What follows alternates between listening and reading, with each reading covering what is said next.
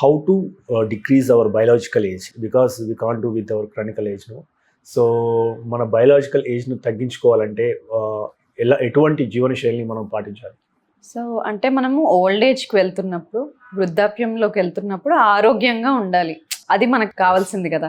ఫ్రాక్చర్లు కాకుండా ఉండడం, మన పనులు మనం చేసుకోవడం, ఇండిపెండెంట్గా ఉండడము, మన పిల్లలతో ఆడుకోగలగడము, మంచి ఎనర్జీ లెవెల్ సాయంత్రం అయ్యేదాకా ఉండడము, హ్యాపీగా నిద్రపోవడం, లేవడం, ఇవి మనకు కావాలి. అయితే ఇలాంటి ఒక శైలిలో డిసీజెస్ లేకుండా ఎక్కువ కాలం గడపాలనుకోవడం, దీనికే లాంజివిటీ అనే పేరు పెడుతున్నాం, హెల్దీ ఏజింగ్. అయితే మనము ఇప్పుడు బర్త్డేస్ చేసుకుంటూ ఉంటాము, అది మన క్రోనలాజికల్ ఏజ్, దాన్ని మనం చేంజ్ చేయలేము, రివర్స్ చేయలేము. కానీ ఇప్పుడు మనకు ఉన్న ఏజే మన బాడీ ఏజ్ అవ్వాల్సిన పని లేదు. ఎందుకంటే ఒక ఇద్దరు వ్యక్తులు 60 ఏళ్ళ పైబడి ఉన్న ఇద్దరు వ్యక్తులు చూస్తే, ఇద్దరు బాడీ ఏజ్ టెస్ట్ చేస్తే ఇద్దరు ఒకేలాగా ఉండరండి. వాళ్ళ ఆహార పద్ధతులు, వాళ్ళ జీవన శైలి, ఎలాంటి పని చేస్తున్నారు, ఎంత స్ట్రెస్ఫుల్గా ఉంటున్నారు అన్న దాన్ని బట్టి ఇద్దరికి వేరే వేరే ఇన్నర్ ఏజ్ ఉంటుంది. దీన్నే బయలాజికల్ ఏజ్ అంటాం. అయితే దీనికి టెస్ట్ ఉంటుందా? సింగిల్ టెస్ట్లో చెప్పొచ్చా? సింగిల్ టెస్ట్తో చెప్పలేము. అయితే మరి ఎలాంటి టెస్ట్లు చేస్తే మనకు తెలుస్తుంది? సో బేసిక్స్ ఎప్పుడు చేంజ్ అవ్వండి. మన లివర్ ఎలా పనిచేస్తుంది, కిడ్నీ ఎలా పనిచేస్తుంది, నడుము భాగం, తుంటి భాగం, వేస్ట్ టు హిప్ రేషియో ఎలా ఉంది, ఆడవాళ్ళకైతే <0.85 ఉండాలి, మగవాళ్ళకైతే <0.9, దానికి పైబడి వెళ్తుందా, షుగర్స్ ఎలా ఉంటున్నాయి, ఫాస్టింగ్ షుగర్స్ 70 నుండి 99 వరకు అంతా నార్మల్ రేంజే అంటాం, కానీ అలా కాదు.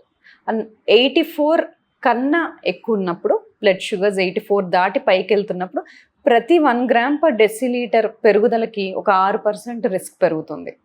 అంటే కరెక్ట్గా చెప్పాలంటే ఫాస్టింగ్ 99 ఉంటే డయాబెటీస్ లేదు, 100 ఉంటే ప్రీ డయాబెటీస్ ఉంది, అలా కాదు. మనకి 85 లోపు పెట్టుకున్నప్పుడు మన అన్ని రిస్క్ తగ్గుతుంది. డయాబెటీస్ రిస్క్ తగ్గుతుంది, కార్డియాక్ రిస్క్ తగ్గుతుంది, అలాగా. సో అలాగా లిపిడ్స్ ఎలా ఉన్నాయి, కొలెస్ట్రాల్ ఎలా ఉన్నాయి, హెచ్డిఎల్ అనేది మంచి మార్కర్. హెచ్డిఎల్ ఎక్కువగా పెట్టుకోవాలండి. మన సౌత్ ఇండియన్స్లో హెచ్డిఎల్ బాగా తక్కువ ఉంటుంది. చాలా మందికి చూస్తూ ఉంటాం, అందరూ బ్యాడ్ కొలెస్ట్రాల్, ఎల్డిఎల్ ఎక్కువగా ఉందా, ఉంటే టాబ్లెట్ మొదలు పెడదామా అని చూస్తూ ఉంటారు. కానీ లో హెచ్డిఎల్ని అడ్రస్ చేయాలి. సో ఇలాంటి బ్లడ్ టెస్ట్లు. మెజర్మెంట్కి వచ్చేస్తే నేను చెప్పాను, waste to hip ratio, waste to height ratio, ఈ కొలతలు పెరుగుతున్నాయా, ఇది కాకుండా మూడో టెస్ట్ మనం ఎపిజెనెటిక్ టెస్ట్ అంటున్నాం. ఇది చాలా దగ్గరగా ఉండే టెస్ట్. మన అందరం ఒక బ్లూ ప్రింట్తో పుడతామండి, జెనెటిక్ డిఎన్ఏ ఉంటుంది. అది మనకి ఒక 10% డిసైడ్ చేస్తుంది ఫ్యూచర్లో మనకి ఎలాంటి డిసీజెస్ రావచ్చు, ఎలాంటి ఫ్యామిలీ రిస్క్ ఉంది, ఎలాంటి క్యాన్సర్ రిస్క్ ఉంది, అలాంటివి. అంటే మిగతా 80-90% మన చేతుల్లోనే ఉంది. అంటే మన జీవన శైలి, ఆహార పద్ధతులు, మన నిద్ర, ఇవన్నీ మనం మార్చుకోగలిగితే 80-90% మన చేతుల్లోనే ఈ శక్తి ఉంది. దీన్నే ఎపిజెనెటిక్స్ అంటారు. జెనెటిక్ రిస్క్, డయాబెటీస్ కానీ ఏదైనా డిసీజ్కి కానీ ఫ్యామిలీ పరంగా రిస్క్ ఉన్నా కూడా ఇవాళ మనం ఆ ఎపిజెనెటిక్ పవర్తో అలాంటి మార్పులు చేసుకుంటే మనకు ఆ స్విచ్, జెనెటిక్ స్విచ్, ఆ డిసీజ్ స్విచ్ ఆన్ కాకుండా ఉంటుంది. దీన్ని మనం ఎపిజెనెటిక్ టెస్ట్ అంటున్నాం.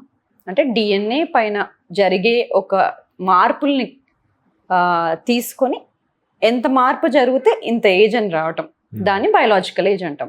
అది తెలుసుకొని ఏం చేస్తాము, ఇవాళ మనం ఒక 50 ఏళ్ళు ఉన్నాం అనుకోండి, ఆ ఎపిజెనెటిక్ ఏజ్ 55 అని వచ్చింది అంటే అదేంటి, మన బాడీ మనకన్నా ఫాస్ట్గా ఏజ్ అవుతుంది అని, అంటే దాని మెయింటెనెన్స్ సరిగ్గా చేసుకోవట్లేదని. సో ఆ మెయింటెనెన్స్ తగ్గట్టుగా నేను చెప్పేవి, మనం అందరికీ తెలిసినవి, అలాంటి చేంజెస్ చేసుకుంటూ ఉంటే హ్యాపీగా బయలాజికల్ ఏజ్ని మన క్రోనలాజికల్ ఏజ్కి సమానంగా, ఇంకో కొంతమందిలోనూ అది రివర్స్ కూడా వెళ్ళడం జరుగుతుంది.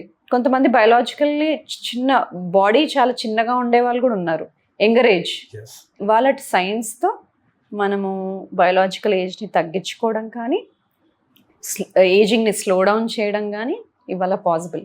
మీరు తీసుకునే అదే మందులు, అదే నాణ్యమైన మందులు, కానీ సగం ధరకే. అవును, మెడ్ ప్లస్ బ్రాండ్స్ పై 50-80% తగ్గింపు.